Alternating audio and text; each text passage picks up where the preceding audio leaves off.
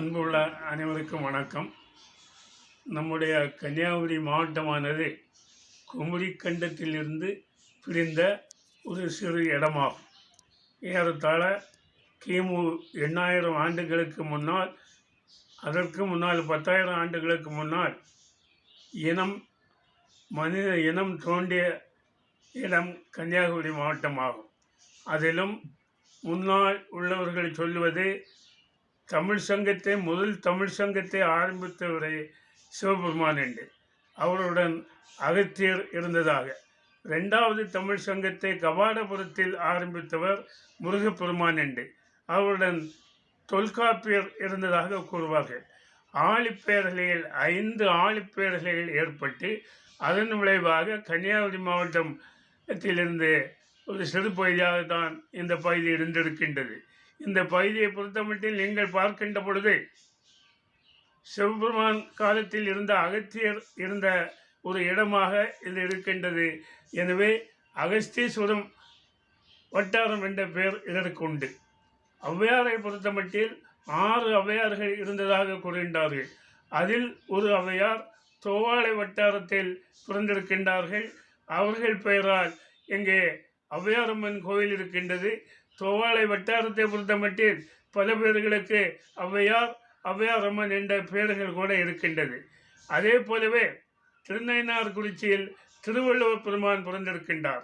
திருவள்ளுவர் பெருமான் பிறந்தது திருநயினார்குறிச்சி என்றாலும் பின்னால் மயிலாப்பூர் என்று கூறுகின்றார்கள். ஆனால் பெரியவர்கள் பிறந்த இடத்தில் இறக்க மாட்டார்கள் என்பது ஒரு எண்ணம். அப்படி பார்க்கின்ற பொழுது வள்ளுவர் பெருமானை பொறுத்தமட்டில் கன்னியாகுமரி மாவட்டத்தில் அவருடைய சொல்லில் ஏறத்தாழ 60 சொல்கள் கன்னியாகுமரி மாவட்டத்தில் புழக்கத்தில் இருக்கின்றது.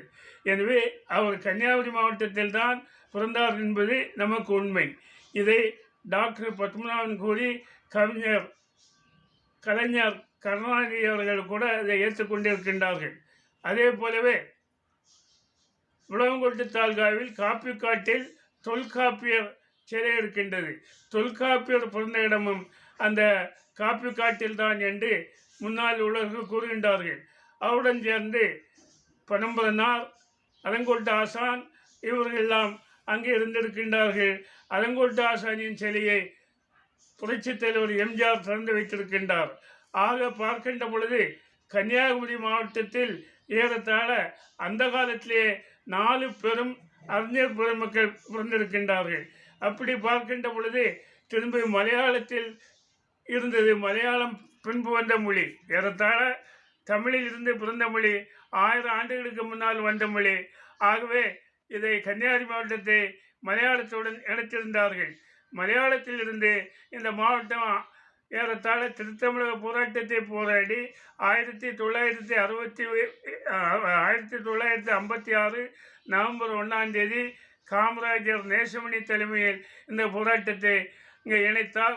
கலைவாணர் NS கிருஷ்ணன் அவர்கள் இங்கே தியாகி PS மணி அவர்கள் தலைமையில் திலகர் வாலிபர் சங்கத்தில் வாழ்த்து கூறினார். ஆக இந்த மாவட்டத்தை பொறுத்த மட்டில் சிவபெருமான் காலத்தில் இருந்து, பின்பு சேர சோழ பாண்டியர் காலத்திலிருந்து, பின்பு மலையாள காலத்திலிருந்து இப்பொழுது தமிழ்நாட்டோடு இணைந்து செயல்பட்டு வருகின்றது.